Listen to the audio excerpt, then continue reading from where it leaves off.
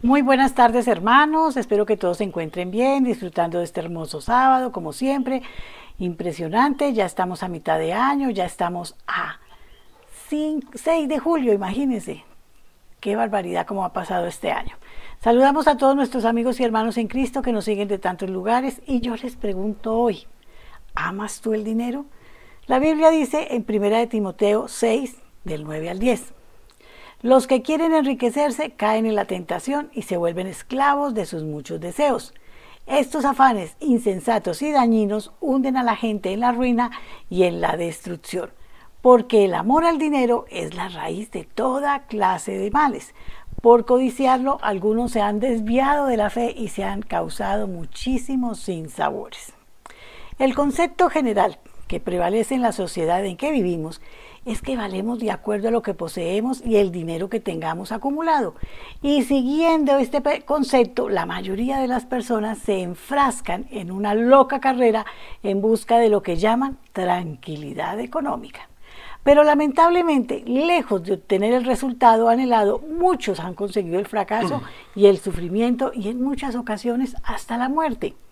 La tentación de amar el dinero es sumamente fuerte. El mundo está saturado de un sentimiento de avaricia y también por las cosas materiales, y el enemigo de nuestras almas lo sabe muy bien. Con dinero se pueden conseguir prácticamente todas las cosas materiales que se desean. Por eso es fácil que el ser humano llegue a sentir amor por el dinero. El pasaje de hoy nos alerta acerca de este sentimiento. No tiene nada de malo esforzarse en el trabajo con el fin de tener un mejor salario o luchar por tener un negocio próspero y exitoso. El problema radica en sentir amor al dinero. Cuando alguien ama el dinero es capaz de hacer cualquier cosa para conseguirlo y nunca está satisfecho. Dice la palabra, el que ama el dinero no se saciará de dinero, y el que ama el mucho tener no saciará fruto. También esto es vanidad. La codicia ha llegado a muchas personas a cometer actos repulsivos, incluyendo el robo y el asesinato. Resultado, desgracia y sufrimiento para muchos. La Biblia es muy clara en cuanto al dinero. La palabra de Dios no dice que es necesario ser pobre para ser un buen cristiano, pero advierte del peligro espiritual que viene con la riqueza. Cuando alguien tiene tantos recursos económicos que puede hacer u obtener todo lo que le place, puede llegar a sentirse como si fuera Dios, capaz de hacer cualquier cosa. Esto es el principio de la desgracia en la vida de una persona, al igual que lo fue para la vida de Eva y Adán, cuando quisieron ser iguales a Dios. Hay muchas personas que han llegado a la cumbre en el aspecto económico, sin embargo la mayoría son personas infelices y frustradas. La Biblia nos cuenta en Lucas acerca de un hombre que se acercó a Jesús y le preguntó qué debía hacer para heredar la vida eterna. El Señor le dijo que cumpliera los mandamientos y el hombre le contestó que él los había guardado desde su juventud. Entonces Jesús le dijo, aún te falta una cosa, vende todo lo que tienes y dalo a los pobres y tendrás tesoro en el cielo y ven, sígueme.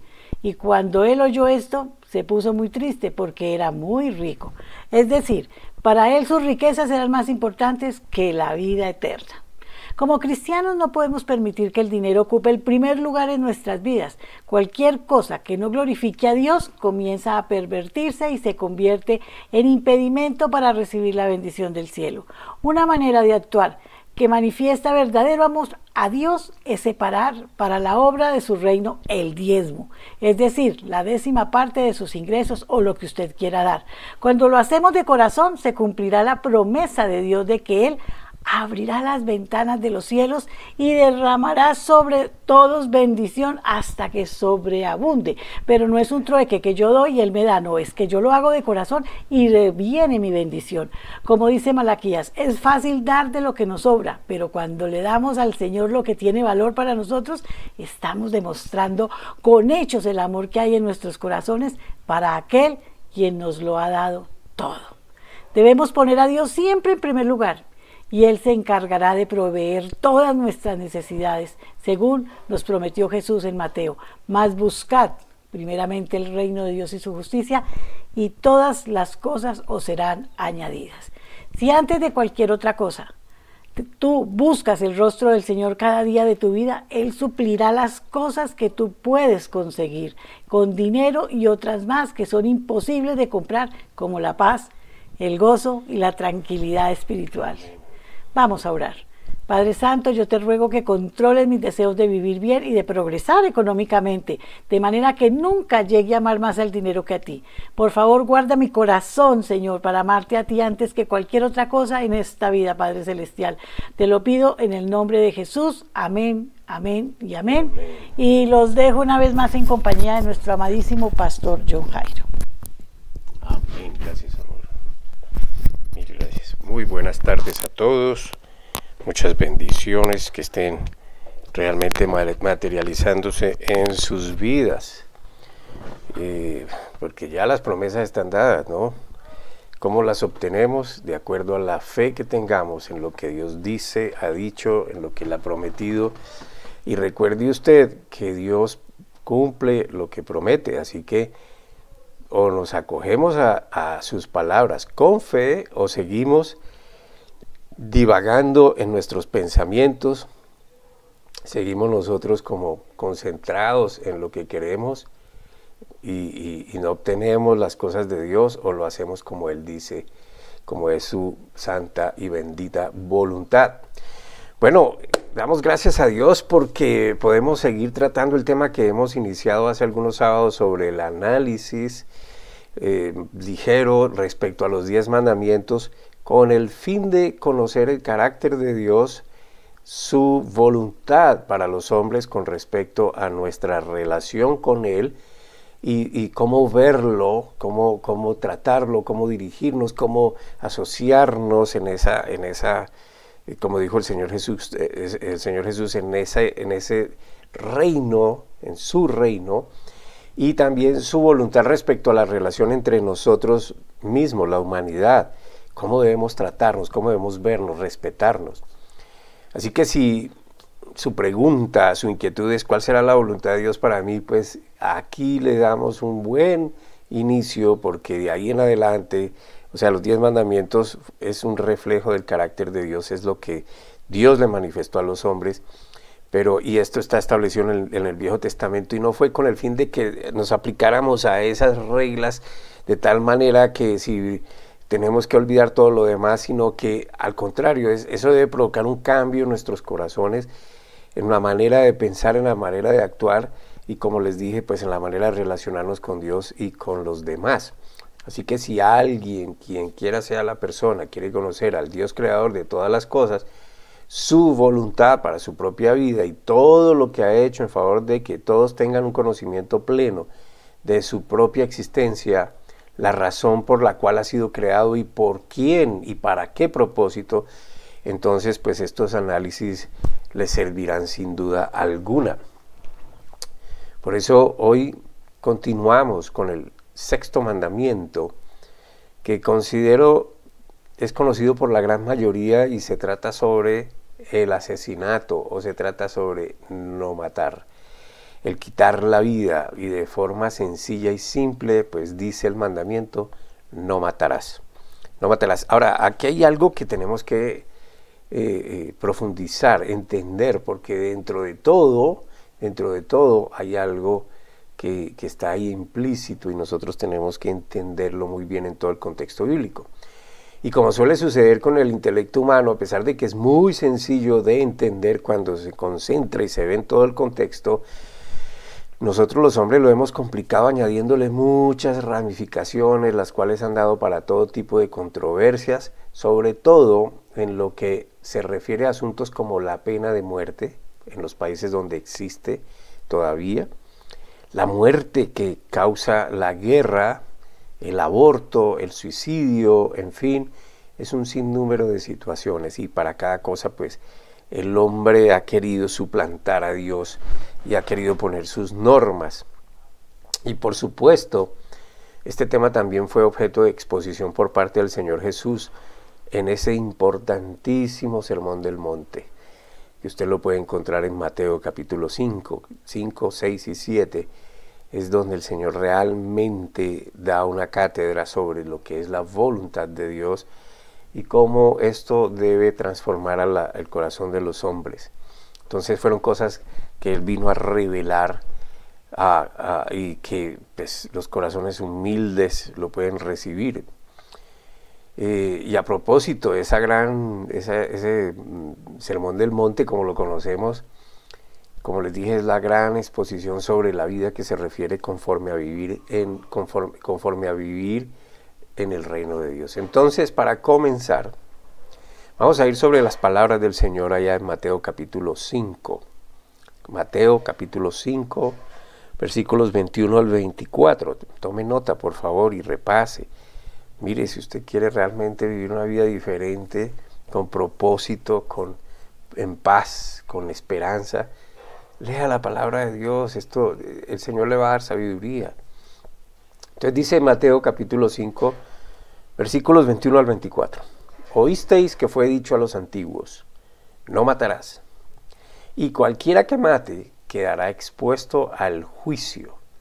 Pero yo os digo que cualquiera que se enfurezca contra su hermano quedará expuesto al juicio, y cualquiera que diga a su hermano necio será culpable ante el Sanedrín, y cualquiera que diga fatuo quedará expuesto al infierno de fuego.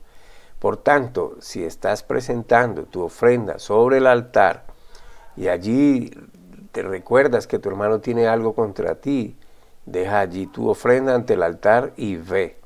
Y reconcíliate primero con tu hermano y luego regresa y ofrece tu ofrenda.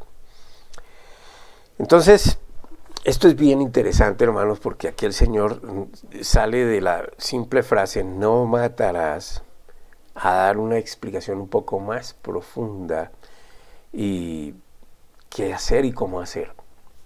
Yo quisiera que usted note que el Señor usa constantemente la siguiente frase en este capítulo, o frases similares. Ustedes han oído que se dijo a los antiguos, no matarás, u otra frase como no cometerás adulterio, o ustedes han oído que se dijo ojo por ojo y diente por diente. Entonces, ¿por qué quiero resaltar esto? Porque son formas de hablar, en este tiempo lo llamamos modismos. Entonces, en todos los idiomas hay modismos. Yo recuerdo, por ejemplo, y uno se va adaptando a los modismos. Entonces, aquí en Colombia los tenemos, en Estados Unidos los tenemos, en Francia los tienen, en Inglaterra, en Puerto Rico, en Portugal, en China, etcétera, en todos lados. Y cuando uno está aprendiendo un idioma, pues uno se limita mucho a lo literal, pero cuando se enfrenta a la realidad va a escuchar modismos, y entonces hay que aprenderlos, lo que significan, para poder entender muy bien qué es lo que están diciendo en realidad, o qué es lo que se quiere decir en realidad. Entonces, cuando el Señor dijo, ustedes han oyeron que se dijo, amén, es una forma de hablar que no se refiere simplemente a una declaración que aparece en alguna parte, sino que hace referencia a algo que había sido escrito en un lugar específico. Entonces, como estamos hablando en un contexto judío, israelita, y la cultura es allí con base a la ley, con base a los profetas, con base a los salmos, los proverbios, y después de esto sigue pues el Nuevo Testamento, y ellos están centrados en esto que partió de la Biblia, o sea que de ahí se escribe la Biblia, la vida de ellos, amén, el Viejo Testamento. Y entonces ellos conocen lo que el Señor está diciendo, amén. Entonces había sido escrito en un lugar específico que para ellos sería obvio, como lo eran las escrituras que tenían disponibles hasta el momento. Como les dije, los 5 libros primeros, que son el Pentateuco, Génesis, Éxodo, Levítico, Deuteronomio, Números, y de ahí para adelante los profetas mayores, menores, proverbios, salmos, amén. Y entonces ellos sabían, eso está escrito, nosotros porque ellos lo leían y lo enseñaban de generación en generación. Entonces para ellos era obvio, para nosotros en este lado de pronto no. Nosotros podemos decir, ¿está escrito dónde? O ¿qué fue dicho dónde? ¿Sí? Entonces para cuando el Señor les dice esto, pues ellos de inmediato saben las escrituras. Entonces para nuestro caso, por ejemplo, es cuando nosotros decimos, la Biblia dice. Entonces en En el ámbito cristiano de creyentes, cuando nos referimos a la Biblia dice, pues ya sabemos qué es la Biblia. Amén. Y entonces esto es importante saberlo, porque cuando Jesús decía estas frases, indirectamente los estaba refiriendo a los judíos, específicamente a lo que se repetía generación tras generación por parte de los rabinos o maestros en las sinagogas, citando ellos las escrituras, que en ese tiempo solo eran las del Antiguo Testamento. Ahora, esto también es bien interesante, esta clase de exposición hablaba de las escrituras hablada, ellos la transmitían de una manera verbal, ¿sí? Ya no la leían, sino que la transmitían de una manera verbal, se convirtió para ellos en lo más importante, es decir, lo que vamos a transmitir y enseñar. Entonces ya no era propiamente la lectura de las escrituras a lo que se invitaba, sino, y como ellos iban transmitiendo lo que habían aprendido, también iban interpretando a su manera, al punto de que comenzaron a resaltar más esa interpretación y dejar escrito lo que los rabinos hablaban y no lo que decían las escrituras o la ley más específicamente. Bien interesante, porque eso también pasa el día de hoy. O sea, los predicadores, los maestros, básicamente se concentran mucho en enseñar cosas que no tienen ya nada que ver con las escrituras específicamente. Ahora, esto es importante, porque en el Nuevo Testamento nosotros encontramos al Señor Jesús desafiar esas tradiciones en el Nuevo Testamento, mas nunca desafía lo que está escrito en el texto, en la escritura. Entonces lo que él hace es cuestionar la forma en que el texto bíblico había sido manipulado y distorsionado en la tradición oral. Entonces cuando habla aquí de la ley diciendo, ustedes han oído, no han leído, sino han oído que se dijo a los antepasados, no matarás, no matarás. Lo que realmente les estaba diciendo el Señor entonces es criticar la interpretación rabínica y farisáica de la ley de Dios. Los fariseos, ¿quiénes eran? Los rabinos eran maestros, los fariseos eran los intérpretes de la ley, amén. Los que conocían la ley, la interpretaban y se la aplicaban a todo el mundo, pero ellos estaban lejos de vivirla. Entonces, fíjense que lo que no está haciendo Jesús es criticando la ley, amén. Está criticando la mala interpretación de la ley. Por eso dice en una parte del sermón, no piensen que he venido para poner fin a la ley. No he venido para poner fin, sino para cumplir. Y gloria a Dios por esto. Porque él fue el único que cumplió la ley. Es decir, porque recuerde usted, hermano, la ley no salva, pero la ley condena. Ahora, ¿qué quiere decir? La ley enseña la voluntad de Dios, amén, se enseña el carácter. Él está transmitiendo aquí quién es él y qué es lo que él quiere, amén. Entonces define un carácter, lo está dejando ver a los hombres. Entonces, pues, si la gente se ponía a cumplir ley por ley, pues no la iba a cumplir. ¿Y qué pasaba? Que si violaba la ley, pues era condenado. ¿Amén? Entonces por eso Jesús vino a cumplirla, para que en ese cumplimiento de la ley, que es la justicia que Dios requiere, Él nos cubre a los que creemos en lo que hizo en la cruz, y su muerte y resurrección, y nos cubre con esa su justicia, y por eso es importante entenderlo. Ahora, porque lo que hicieron los fariseos es que redujeron las exigencias de la ley al mínimo común denominador y se enorgullecieron de ser cumplidores de la ley si nunca cometían homicidio. Pero había un aspecto mucho más amplio a tener en cuenta de lo que realmente quiere decir la ley. Por eso, literalmente, ¿no? Por eso vemos que el Señor lo lleva de manera más profunda al explicar que si una persona se enfada, coge ira con su hermano sin causa justificada, esa persona ha violado la ley contra el asesinato. Entonces imagínense ustedes acá lo impactante que vino el Señor a enseñar, porque ellos, pues mientras no mate estoy bien, como dice la gente hoy, mientras no le haga daño a la gente, pues estoy bien, y eso no es así, hay mucho más que había que entender. Entonces eso causa una pregunta que yo le voy a plantear, hermano. ¿Qué relación hay entre la ira y el asesinato. ¿Por qué el Señor mete esto aquí relacionándolo con el asesinato?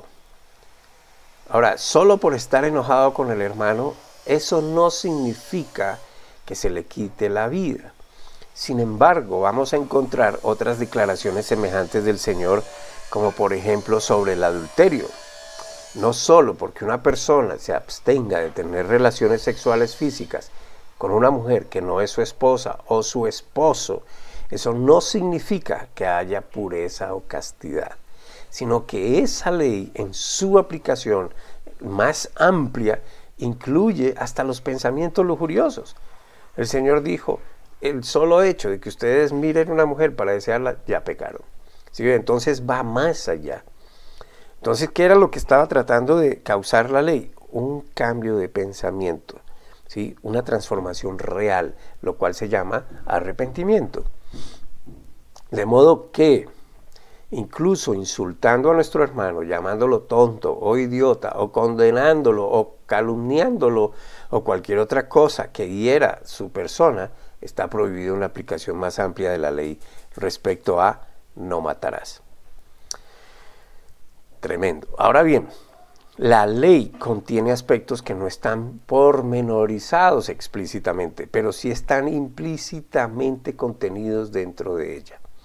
De manera que, al seguir la enseñanza del Señor, en cuanto a que involucra la ira como causa de no matar, el pensamiento lujurioso como causa de no adulterar, debemos también considerar lo que la ley prohíbe explícitamente.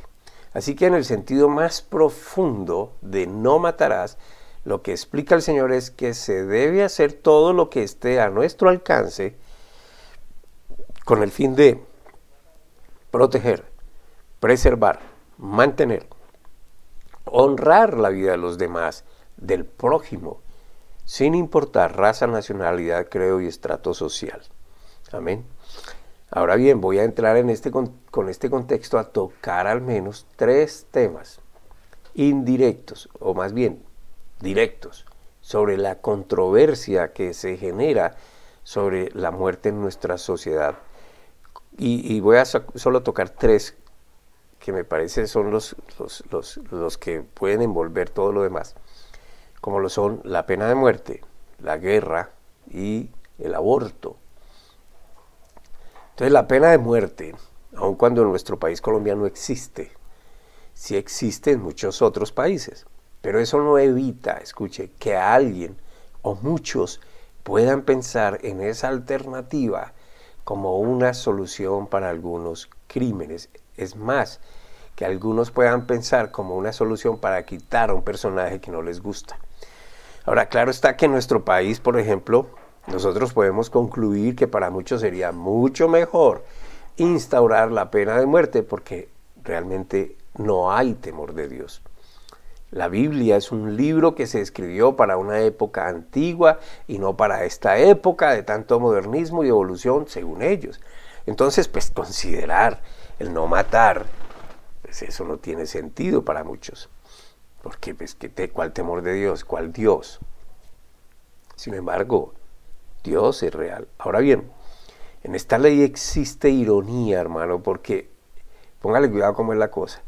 Si bien le prohíbe al hombre matar, amén, la pena impuesta por Dios para quien lo hiciera era la muerte. Es como irónico. Pero es que un momento, Dios es soberano. Es que Dios conoce los corazones. Es que Dios sabe las consecuencias de violar la ley. Y es condenación. No se va a anticipar si usted también cree en la gracia, pues claro que yo no estoy eximiendo la gracia aquí y simplemente estoy concentrándome en los 10 mandamientos. Recuerde que los 10 mandamientos nos salvan, amén. Es decir, si usted se aplica a ellos, y no voy a hacer esto y no voy a hacer esto, pero no va más allá, como lo estamos explicando, de un cambio de actitud, inclusive de pensamiento, pues no va a pasar nada, amén. Usted simplemente no le cree a Dios, punto. Usted la palabra la toma como una referencia bíblica, algo espiritual, más no como algo que le sirve para vivir la vida. Entonces también podemos apreciar que el principio de la pena capital para el asesinato no fue presentado en el Sinaí con los 10 mandamientos, sino que fue una de las pocas leyes que se establecieron inclusive mucho antes de la historia bíblica. De hecho, estuvo como parte del pacto de la creación, cuando el pacto de la creación fue renovado y reinstituido después del diluvio con Noé. Y usted lo puede encontrar en Génesis capítulo 9, versículo 6. Génesis 9, 6. Esto es mucho antes de que se declarara la ley. Y existe. Entonces mire lo que dice Génesis 9, 6. Dice, el que derramare la sangre de un hombre por otro hombre, su sangre será derramada, porque en imagen de Dios es hecho el hombre. Ahora, la razón que se da en este pasaje para morir por asesinar es que el hombre es la imagen de Dios y por lo tanto la justicia para la pena, la justificación para la pena de muerte es esa. Amén. Originalmente en el pacto con Noé y más adelante en el pacto en el monte Sinaí se estableció que un ataque malicioso contra cualquier ser humano es considerado por Dios como un ataque a la vida de Dios mismo. Usted recuerda en el Nuevo Testamento, por ejemplo, para traerle una referencia, ya en el Nuevo Testamento, Pablo, que antes era llamado Saulo de Tarso, iba en una misión de exterminar a unos cristianos que estaban en otra región, en Damasco, y en el camino, en forma de luz, se le revela Jesucristo. Pablo cae y él pregunta, ¿quién eres tú, Señor? Y el Señor se identifica, yo soy Jesús a quien tú persigues. Fíjese, él no perseguía a Jesús porque ni siquiera lo conoció, pero él perseguía a los seguidores de Jesús y Jesús se refiere a ellos como él mismo. ¿Amén? O sea que aquí hay una concordancia. Si alguien se atreve a ir con alevosía a matar a otro ser humano, la vida de esa persona se pierde. La razón bíblica para ello es la santidad de la vida. Es decir, que la vida humana debe ser tratada como algo tan sagrado, que si alguien mata voluntaria y maliciosamente a otro ser humano, esa persona debe ser ejecutada conforme al temor de Dios, a la voluntad de Dios.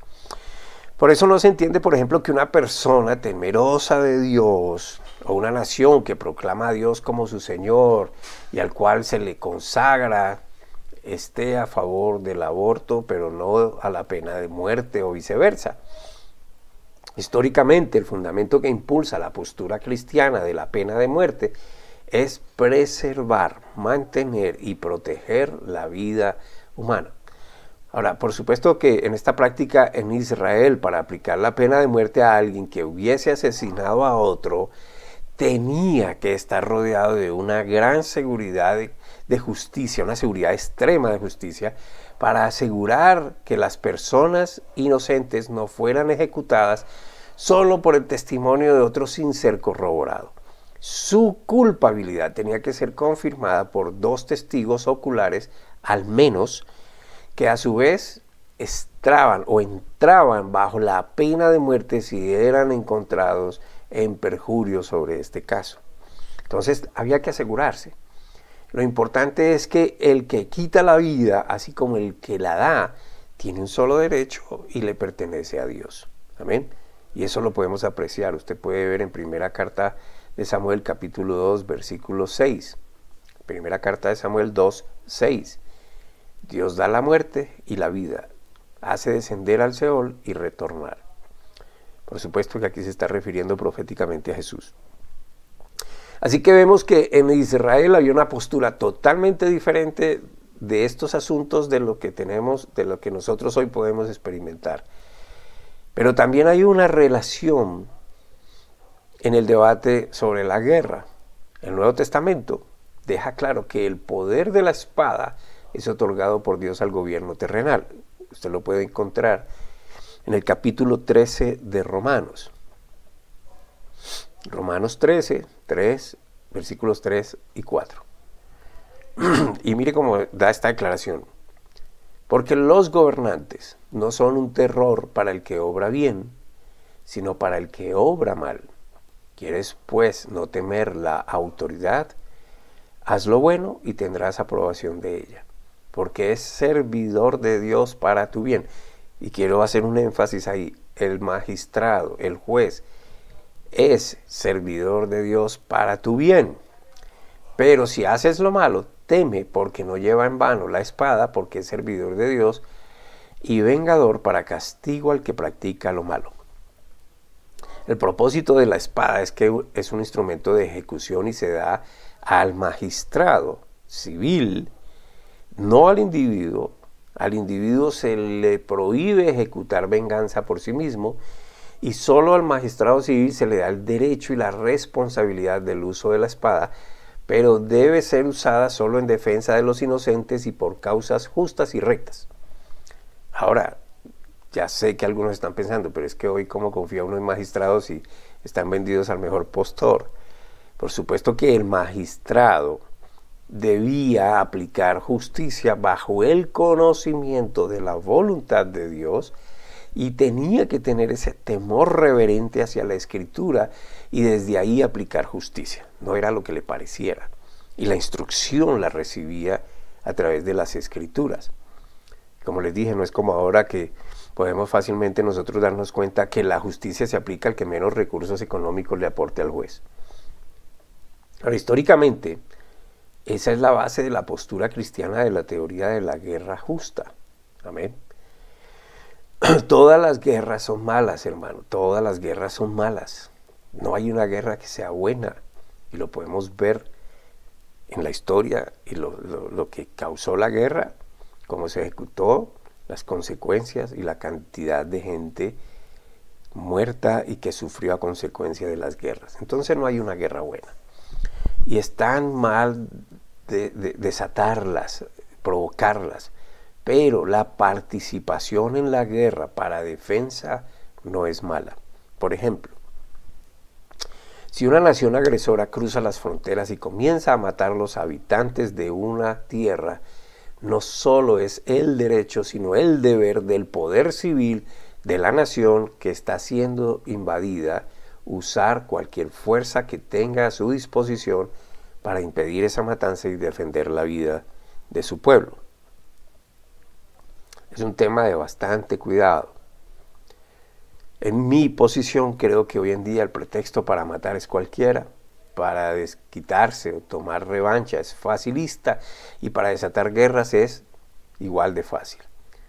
Si creo en la palabra de Dios, creo todo lo que Dios dice y solo voy a citar un par de escrituras en ese sentido para respaldar lo que estoy diciendo. Romanos capítulo 12, versículo 19. Romanos 12, 19. No toméis venganza vosotros mismos, amados, sino dad lugar a la ira, porque escrito está, mía es la venganza, yo pagaré, dice el Señor. Pues una cosa a nivel personal, otra cosa a nivel país. Hebreos capítulo 10, versículos 30 y 31. Hebreos 10, 30 y 31. Pues conocemos al que dijo, mía es la venganza, yo daré el pago. Y otra vez, el Señor juzgará a su pueblo. Horrenda cosa es caer en manos del Dios viviente. Muy bien, entonces, si a usted le hacen mal, hermano, y a nivel personal, yo no estoy hablando a nivel país, los gobiernos existen, los gobiernos humanos existen, el gobierno de Dios existe y está por encima de cualquier otro. La palabra de Dios está allí, es vigente. Las naciones sabrán cómo responder o por qué lo hacen. Pero usted y yo, los creyentes, la persona que me puede estar escuchando, esto es lo que dice Dios. Esto es, mía es la venganza. Usted no tome venganza. Pero es injusto, pero es que me hicieron mal, pero es que me robaron, pero es que esto, pero es que lo otro. Mía es la venganza, yo pagaré, dice el Señor. O usted le cree a Dios, o usted solo sabe la palabra para recitarla. Deje que Dios se encargue. ¿Por qué, hermano? Porque nosotros debemos recordar que todo será expuesto en el tribunal de Cristo un día, tarde o temprano. todo lo que cada persona hace. Y todos podremos entender de inmediato, no nos lo van a tener que explicar. La mente va a ser despejada de toda duda, de toda oscuridad, y vamos a entender perfectamente qué hicimos, por qué lo hicimos, cómo lo hicimos.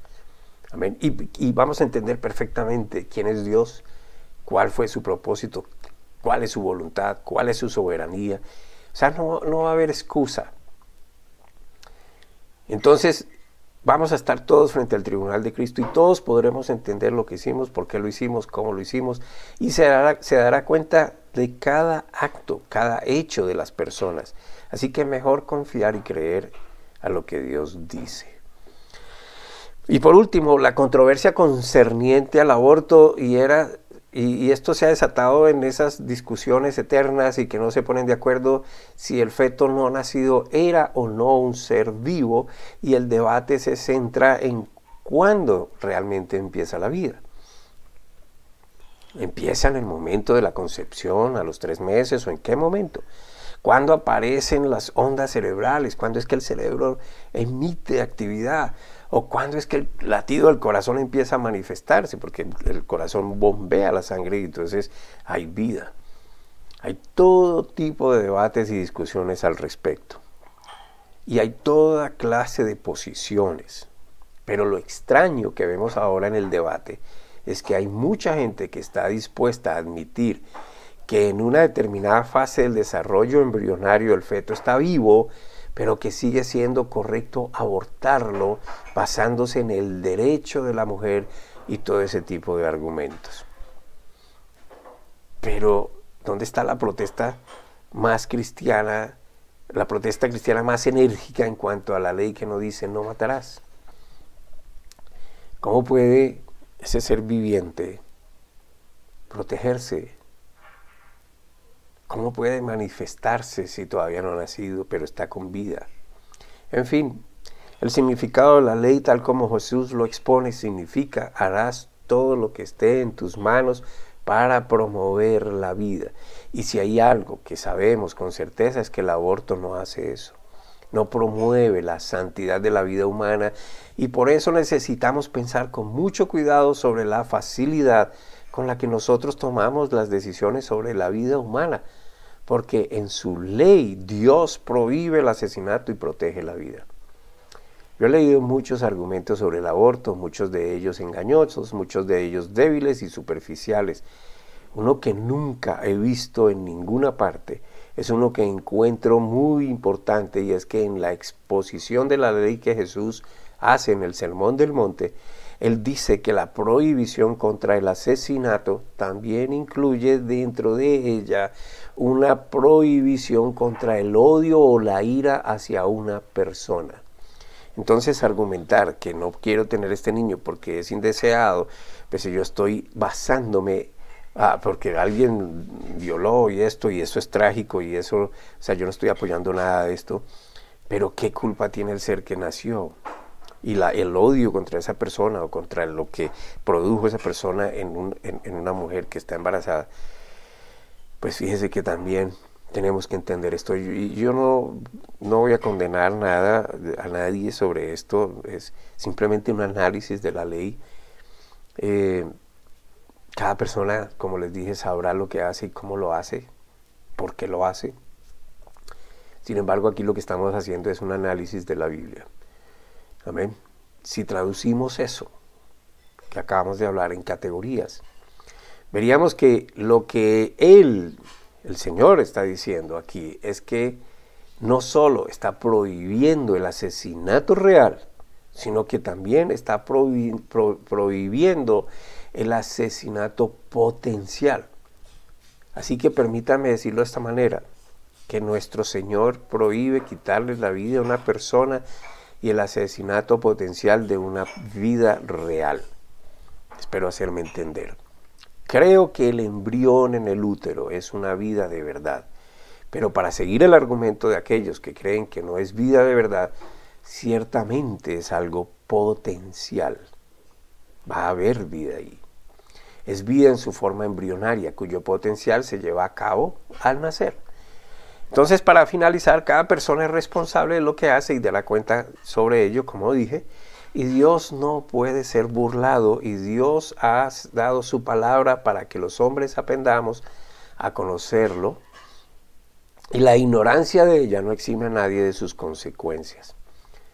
Y recuerde usted que Dios es quien sabe todas las cosas. Él conoce el corazón de las personas. ¿Eso qué quiere decir? Hasta los pensamientos. Amén. Así que cada uno verá cómo hacer, qué hacer, bajo qué pretexto. Amén. Simplemente, como les dije, esto es una guía para aprender la voluntad de Dios. Muy bien, si de pronto aquí les dejo esta información, si se quieren comunicar con nosotros de alguna manera, pues aquí les dejamos esta información importante y para nosotros muy, muy importante. Y de antemano damos gracias a Dios por todas las personas que nos soportan, nos ayudan, que contribuyen para que podamos seguir adelante. Y lo invito a mi hermano a que no se quede solo con esta palabra y que la propague, que la enseñe a otros. Tenemos espacios para hacer cosas interesantes. Amén. Solo plantéelo, solo dígalo y comuníquese con nosotros y podemos ayudar de alguna manera. Padre bendito, te doy gracias. Gracias, Señor, por la revelación de tu palabra, porque para muchos esto que nos revelas a nosotros es escondido. Así que te doy gracias. Gracias, Señor, por mirarnos y enseñarnos con misericordia y con amor. Gracias porque estamos dentro de tu justicia, dentro de tu voluntad, y sabemos que un día estaremos frente a ti. En el nombre de Cristo Jesús. Amén.